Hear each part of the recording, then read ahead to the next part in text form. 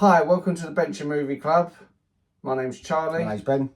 And in this very special episode, hopefully the first of many, we're doing our first ever Recommendation. Yeah. Viewers request. Patrons pick. Yeah. You know. Patrons are paid for person, isn't it? It's one of the people that pay for it. People go, what's your Patreon thing then? Like, well, we're going to charge people for it. No, but everyone who watches sort of pays towards our creative input. One of our viewers, Tech Noir, pointed out to us a film called The Executioner's Song from 1982, which stars Rosanna Arquette, and he made a valid point. I automatically assumed Pulp Fiction. I say Pulp Fiction. And we was reviewing Desperately Seeking Susan, weren't we? Yeah. And I'd never heard of this film, so I suppose the ones we went to was... well, the most famous film I could think of that she'd been in. But she's only in it for about 5 minutes. She's like 2 scenes, and that's it. So she doesn't really get a chance to shine that much. She's great in it. She's great in everything. Yeah. But that was the only thing I actually knew her from. In fact, for years, that was the only thing I knew her from. I only ever knew her from Desperately Seeking Susan. I never see any other film with her in it. Oh, apart from... Last Exit to Brooklyn? No, she's not in that. No, it's that's her brother that's in that. Oh, right, that's right. Yeah. You can tell the difference between them. I would have thought. I can't. Yeah. They're both pretty humans. No, the other film is After Hours. After Hours, yes. Yeah. But I hadn't seen After Hours till recent history. It was like about 5 years ago I see After Hours for the first time. Right, okay, I get you. But yeah, Desperately Seeking Susan I hadn't seen. So it weren't until you'd suggested it on the podcast that I got to see that. Okay. And I was like, okay, yeah, I see what she seems quite a good actor. But I think this film's arguably one of her best performances. Yeah. I would say so. Yeah. As mentioned, she stars in Desperately Seeking Susan, After Hours, Pulp Fiction, Crash. But this one, when her character... I know that it's all based on real people, so we might as well say, first of all, The Executioner's Song is a biopic, a true story of an infamous man, Gary Gilmore, who was a killer out in America, killed a couple of people. He spent his life in and out of jail. I'll go into a little bit more about the true story of Gary Gilmore. And it stars Tommy Lee Jones as Gary Gilmore and Rosanna Arquette as, well, his love interest. You know, who in some ways you think is possibly the catalyst. You can't blame her, but she's one of the reasons, because he's going a bit loopy, isn't he, because of her. And then he ends up killing the people. Yeah, but that's not because of her, though, is it? Well, he says, this is for her and this is for me. And they're like, don't know either. It's not. He probably would have gone on to do that eventually anyway. But you could make a case that she was sort of winding him up a bit. Like there's a part where she's at that party and she said, "Oh, it's your birthday," and she sits on the bloke's lap and starts kissing him in front of him. Yeah. Which would wind me up. I'd go, well, I ain't going out with her anymore. She's like a little slapper. Yeah. You know, which she is a little bit. One hot lady. I know that. Oh, there you go.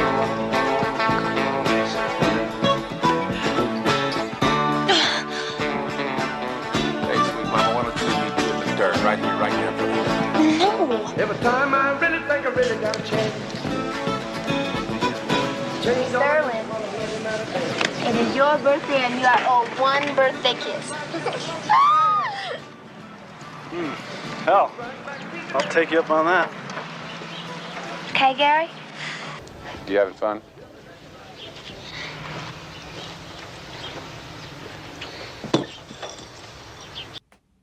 Okay. Yeah, have you ever heard of him before, this Gary Gilmore, or the cases? No. I suppose there's quite a lot of things like this happen in America, though, isn't there? You get a load of these type of sort of murderers. I mean, not saying that you don't get murderers all over the place, but I suppose you get all these sort of... There's bigger ones out there, more infamous ones. Well, I also think it's down to whatever country you're from, because obviously in this country, if people said murderers. Yeah, we go to the bloody Rose West, Myra Hindley, sort of Peter types. Sutcliffe. Yeah. Yeah.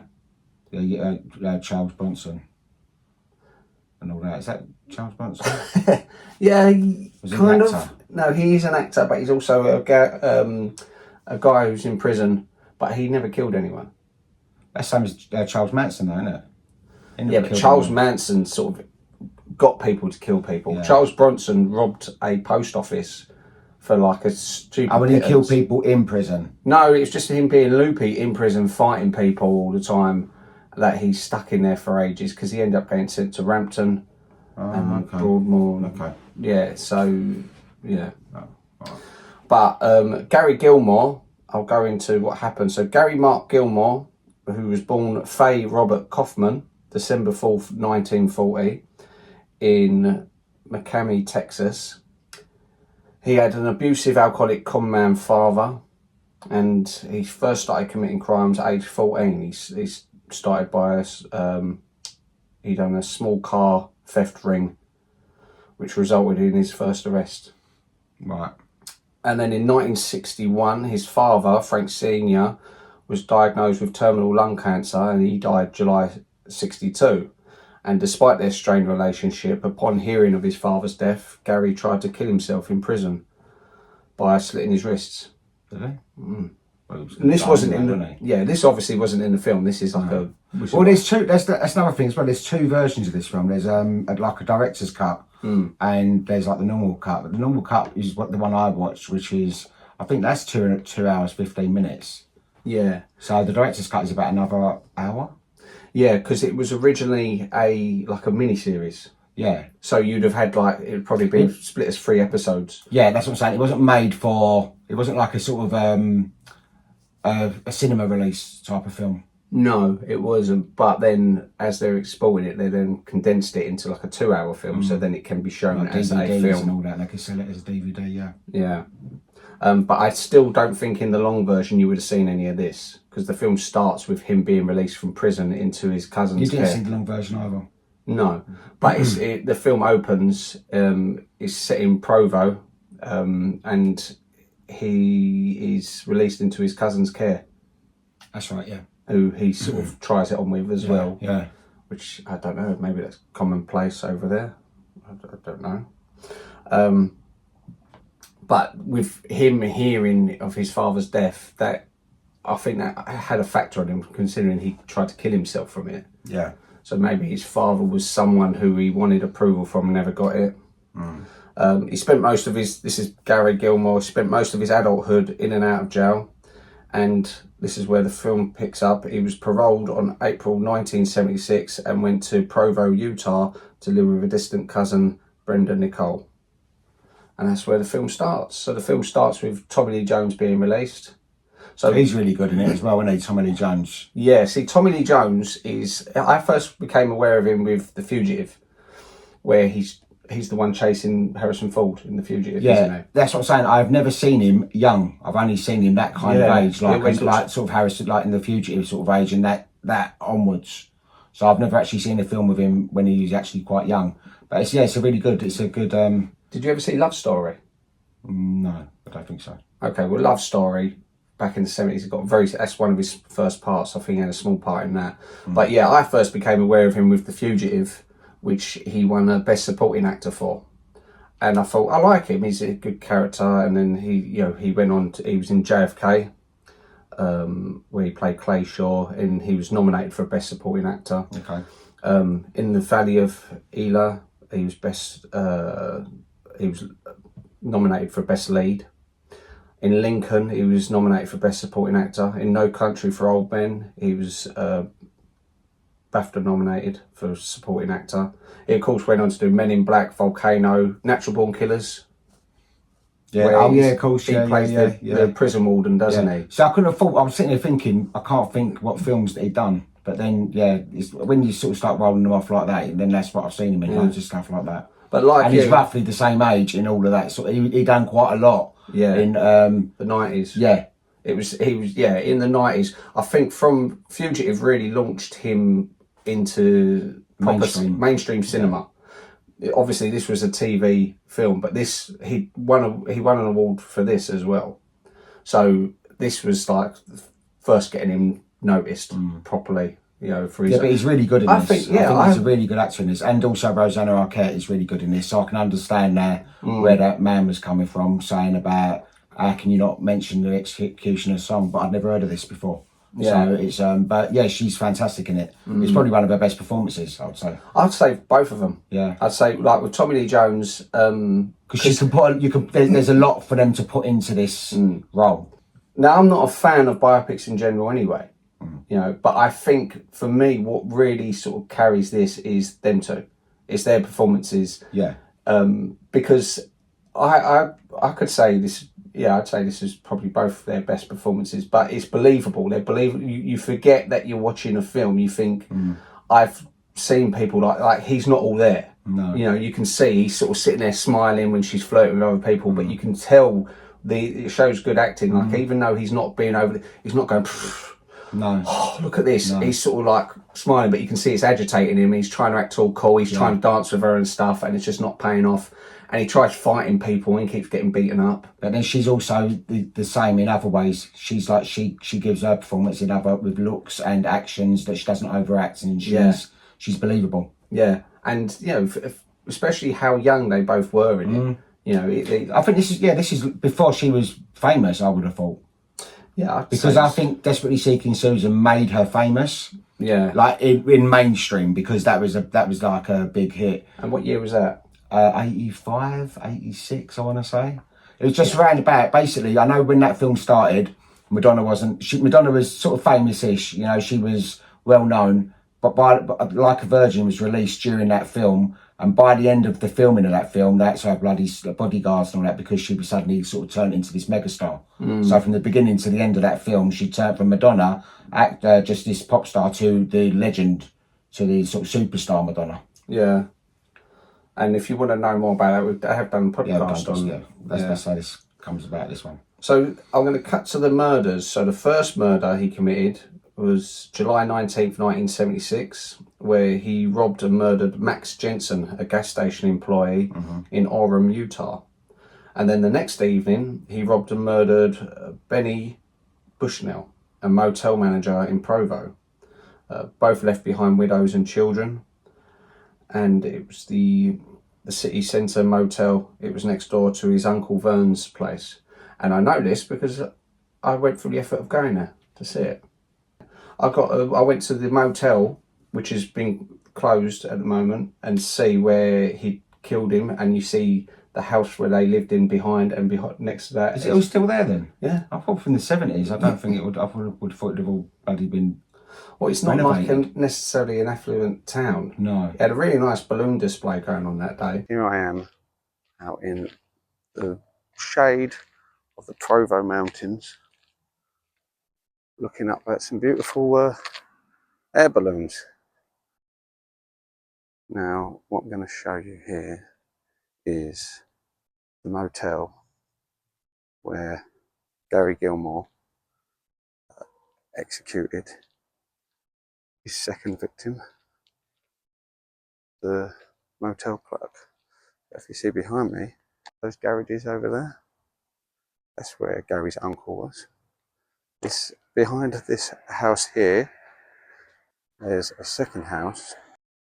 The motel owner's family lived, because they lived connected to the motel, which at the moment is closed.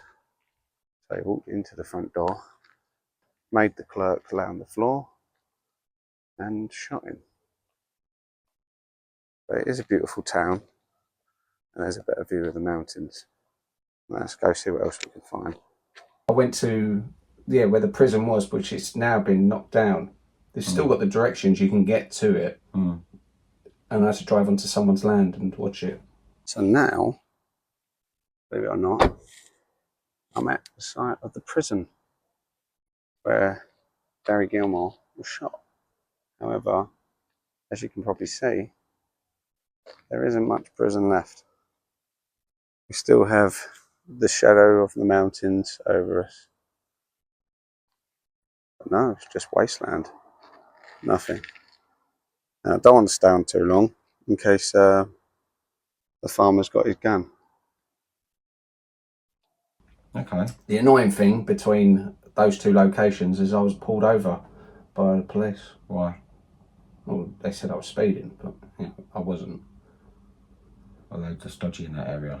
No, I don't. But I was pulled over by the patrolman, which in itself is a bit of research, because when he got arrested, it was around. I got pulled over pretty much the same place he got pulled over and arrested. So I've really done my research for this. Yeah. Committed a crime just so I could see what it's like to be like Gary Gilmore. Oh, exactly. Yeah, according to Lawrence Schiffer, Deborah Winger was strongly favoured for Nicole Baker. She turned down the role. She was considered too urban. So Tate O'Neill was also read for the role. You know, Ryan O'Neill's daughter. Right. What's it too urban? I don't know. It's too city. Yeah. Too urban? It's too. What are you looking at? No, too urban would be the. Urban, isn't like in the city. Like urban, sort of. Street rap. Street, no, it's streets. Yeah, but not urban. I don't think urban. I don't know. Maybe too clean cut. No, I'd have thought urban would be more like. I think urban is sort Forget of like about it. It's like sort of your town, your sort of your road. I think they wanted more like a country type, like a down to earth kind of girl. Yeah. You know, like I suppose I get that. Yeah. Rosanna Arquette was very unhappy with the film's nude scene, remarking in an interview that the idea of the general public seeing her naked made her feel uncomfortable and exploited, and most of the offers she received after that demanded her to get naked. After hours. Yeah. Because I don't know how much you see of her in after hours, but I know in after hours, obviously, there's the thing with the tattoo. I think you even might see a little bit of her in Desperately Seeking Susan when she's in the bath, I'm sure. When I was young, I noticed things like that. Yeah. Like the odd boob or nipple and stuff. Yeah. You used to pause it and rewind, and you'd have the little lines through the VHS. No. Oh, everyone used to do that. I remember Basic Instinct. You couldn't get a copy of Basic Instinct without the leg crossing scene and loads of lines. But the thing is, the quality back then anyway, you wouldn't have been able to see nothing. It's not like DVD or Blu-ray, is it? I think it's in your mind. You think, because even now, if you look at Basic Instinct now, apparently top quality. It's true. It is true that she didn't wear. Really? Yeah, apparently I think that's what I've read about that. You can't really see it anyway. What's the point? No, but she was unhappy with having to do that. And with like, I suppose it was a big break, and so she really sort of, I don't know. And things were different then in the 90s, when I suppose we have to look into that one day, because that's quite a good film, isn't it? Basic Instinct. But there's no point doing it now, because you just go, well, I'll just look up real porn. It's free. Oh yeah, exactly. Yeah. The character Larry Samuels, played by Stephen Keats, was based on the film's producer-director Lawrence Schiffer. Oh, okay. You know, he weren't really a stupid man either. I know you might think, oh, he seems... No, he didn't come across stupid, though. No, I think it was more like he obviously had mental issues. He actually done an IQ test and got had an IQ of 133. Yeah. Which is high. Very high. So it's a shame. It's one of those things you think, had he been in a better life, if he'd saved, like, his parents had given him up when he was born, and he'd been adopted by a rich family, gone to university and stuff like that, could have been a different outcome. But then again, you know, it's the nature versus nurture thing, because he might have still been loopy. He might have been one of these tough kids who sort of gets away with murder. This won Emmys for Tommy Lee Jones for Outstanding Lead Actor, which is, I can understand that, and Outstanding Film Editing. It was nominated for Outstanding Sound Mixing, Outstanding Lead Actress Rosanna Arquette, and Outstanding Writing. So I can see, It's a shame she didn't get it, because, as I said, I think she definitely deserved it. Because you watch it and you can see why she keeps... She's very vulnerable as well. She's very believable. And like when she does that bit, as I said, there's the bit at the party was the first time you thought, oh, she's one of them type of... I've dated a girl who's like that before, who's sort of like a wind-up. You know, she'd go, what are you going to do about it? Because they want to show their independence, but at the same time, they want you to love them. It's like she's from a broken home, you know, and desperate for a man's attention. And even when he's in prison, and she's saying, oh, I slept with this guy and stuff. And that's all based on facts. And you think, what kind of woman would do that? If she's going to do it, fine, but don't tell him just to wind. It's like to wind him up. Yeah. And the poor guy's, it's really doing my head in that you. Yeah, the Utah police apprehended Gilmore as he tried to drive out of Provo, and he gave up without attempting to flee, which again, as I said, happened to me. I didn't attempt to flee. Well, you ain't done nothing. I'd like to have thought anyway. The 200-minute mini-series was edited down for European theatrical release, so 200 minutes. That's long. Yeah. So, actually, no, I think it was even longer than that. Well, 200 minutes it's like 3 hours and 20 minutes. So no, that's the long version. Yeah, no, yeah, you're right. Mariel Hemingway was offered the role of Nicole Baker, but turned it down. She pursued the role of Dorothy Stratton in Bob Fosse's Star 80 instead, and I remember that. That's about the Playboy bunny who got murdered by her husband. It was quite sad actually. I think she was 20. Star 80. I remember watching that years ago in Booker Close. She's like a Playboy bunny, and she was an actress, and she was like only 20 years old, and she had her husband was really jealous, and she left him, but it looked like she was going to go places because she was like, she's also a talented actress and all this, and she was really, really big at the time, and she was only 20, and he brutally raped her, and then he killed her with a shotgun in the head, and also with himself, I believe. Oh, that's terrible. Yeah. And so did she get the part in that? She got the part in that Mariel Hemingway, so she took that role instead of this role. So, yeah. Oh, that's fair enough. And was that successful? Yeah, it was successful, yeah. You say Bob Fosse's? Isn't he the dancer? Yeah. Yeah. That's all I know him as. Yeah, that's right. Yeah, same here. Tommy Lee Jones and Walter Olczewicz also appeared in The Good Old Boys and The Client.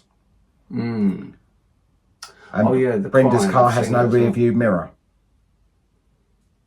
That's probably like for filming reasons, yeah, because probably the cameraman's in the back. Yeah, well, they couldn't do it properly with him, maybe. But also, if the rear view mirrors say if we're doing a scene now in the car, it's there, it's blocking their face, and you think, just take it off. We don't need it. Yeah. Gary Gilmore had his uncle Vern made him a customised T-shirt with the emblem of Death Wish on it.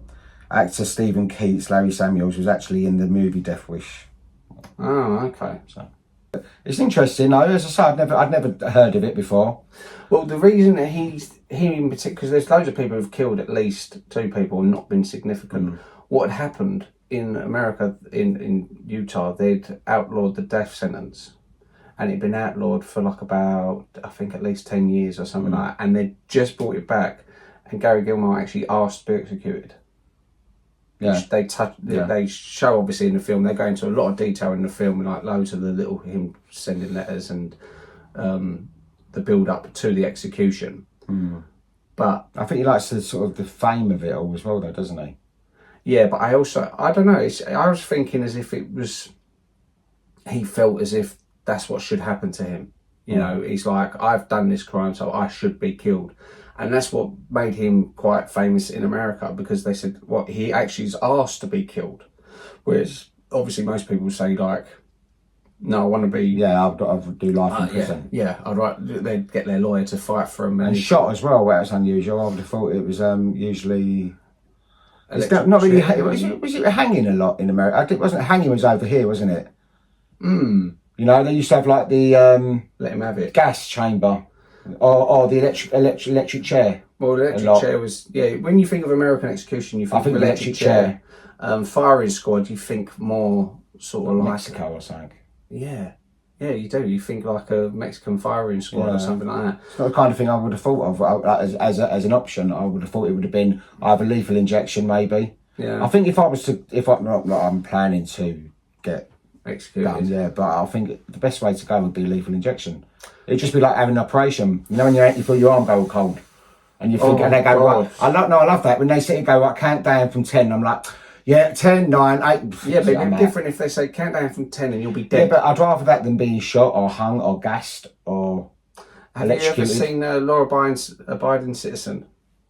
Gerard Butler? No, it's ringing a bell. I don't know. I've never seen it, I don't think, no. So he's basically it's a spoiler. It's just kind of a spoiler, but it's at the very beginning of the film. Gerard Butler's wife and daughter, it's a home invasion. They get killed, and Jamie Foxx is the lawyer. He doesn't do a very good job. So when the one of the blokes is going to get executed, and Gerard Butler mucks with the thing that gets injected into the person, and it makes him in extreme pain when he's dying. He's like screaming and stuff like that. So after seeing that, I thought, no, I don't want to be lethally injected. Yeah, but then also saying that, after seeing The Green Mile, I don't like the idea of being electrocuted when he's supposed to wet the sponge and he doesn't. That's snidey bloke, and he pretends to. Oh, yeah. I hate him. That's he does look like a right sort of snidey person. Yeah. But before he's got that look about him, like even if you met him in the street, you go, you snide, because of that, even though he's only an actor. Yeah, but did you ever see his wife? Yeah, she was like a blonde dolly bird. She was in Big Brother. She was 16. When he married her. He was like about 15 and she was 16. No, yeah, and you see the pictures. I mean, not sticking up for him, she doesn't look 16, because I think even then she had like the big boobs and stuff, and she's sort of like the kind of dolly bird look, and he's all happy to got his head against her. Because he's very own little blow up doll, isn't it? Mm. If he's 50, he says my age. And you could tell he's like, I don't care what any of you think. It's like my age and Lily's age. God, that's terrible. No. I've been all for everyone doing whatever with their age appropriate relationships. Yeah, but I mean, even still, I think there comes a point when it looks a little bit. Yeah, it's like there was a guy who recently, I remember there was a woman who, there was a thing with her body where she didn't properly grow and she looked like a little girl, even though she was in her early 20s. And you think, oh, I feel sorry for her, and obviously she wants love and stuff. Her fella, who's about the same age, but he looks like a full-grown man, in your head you think red flags. You think, how can you be attracted to someone who looks like a little girl? Because if they split up, you'd think, I'll keep an eye on him. Yeah. You know, you can't go near my It's an awkward one, isn't it? Because you don't really know. Yeah. I know, I've seen that thing, you know, a little Ma Petite, you know, out of... she's like, what's it? Orphan? No, the horror franchise. Not Natural Born. No, what's it called? American Horror Stories. Oh, I haven't seen it. Oh, brilliant now. Really good. There's a little Indian woman. She's about that big. Yeah. I say she's like Eve. Because she's like only little. But she's like, I don't know. Or there's someone, I think I've seen a woman about that size, married to like a sort of bloke who's about sort of 6'2" or something, and you think, how does that work physically? If she's about that big, and he's a normal size I mean, man, listen, nothing against. She deserves love, but it's more comforting when someone of that stature, I guess, would be married to someone. I suppose we don't know. I suppose each story is individually different, so it's had, you know, it just, I mean, I don't know. I'm not gonna comment on any of it because I don't know. I don't know any relationships like that. No, thankfully. So I'm going to judge them. I don't care. I don't care about the backlash. I just think it's a bit odd to me. But, you know, whatever. To each their own, as long as it's legal and no one gets hurt. Yeah, and everyone's sort of up for it. Yeah. But yeah, so this is based on a true story. Executioner song. Rotten Tomatoes. It never had no critical... Or Rotten Tomatoes, nothing critics. We never found it for a couple of things we've done, similar sort of films to this. I think Same Time Next Year was the same. You know, certain films that not like made for the cinema type of films. Yeah, see, Same Time Next Year actually looks more like a TV film than this does to me. Yeah, and also that looks. Looking at that, it's like they've got like a misty look on the lens, like they've put Vaseline on it, which I think takes away. Whoever directed that. That would have been a completely different film and maybe would have been a lot bigger if not for that reason. But we'll go into that now. Well, we've gone into that before anyway. Yes, we've done a podcast on the Same Time Next Year as well. Yeah, so there's nothing from the critics, but the audience give it 75%, so that's pretty good for Rotten Tomatoes. That's good. You know? Yeah. And IMDb, it got a 7 out of 10, which also is good. Yeah. Budget, couldn't find nothing about the budget. Probably going quite low. Probably. Yeah. I'm going to guess about $500,000. Yeah. But the thing is, it's like with things like this, you can never find a budget because it probably comes out of a different pocket, it might not be accounted for the same. I don't know. I don't think it's documented as well. Yeah. But I mean, I think the reception for it is, you know, again, I'm personally not a fan of biopics, but I found myself invested purely because of performances. Yeah, the performances, like her performance and his performance is really good, and that's just the shorter version we see. So there is a longer version out there as well, which probably has got even more in it. So it's strange watching, like you said, strange watching him as a young man acting, and the kind of passion he has, because he was known very much in the 90s for his sort of stoic sort of standing there. He's the wise old man now. Oh no, he's really so good. Seeing him in and both these films, both versions of them, are available on YouTube.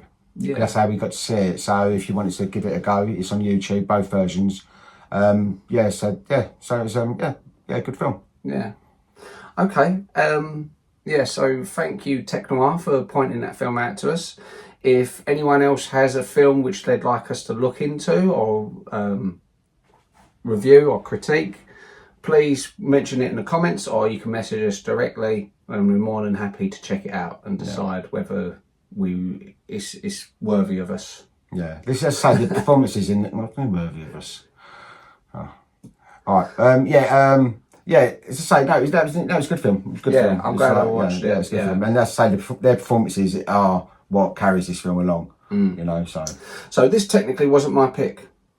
Because as I said... So this is just an extra one, is it? This is just an extra one. So whenever people make a suggestion, we'll put it as an extra one. Or if we do a film which is brand new and we want to get it out there immediately, we'll do it. Which we've done that a couple of times as well. Yeah. So my pick for next week, it's actually celebrating its 15th anniversary, and it's being re-released in cinema. Okay. Digitally remastered, both normal and in 3D, and that's Coraline from 2009. Okay, I've never seen it.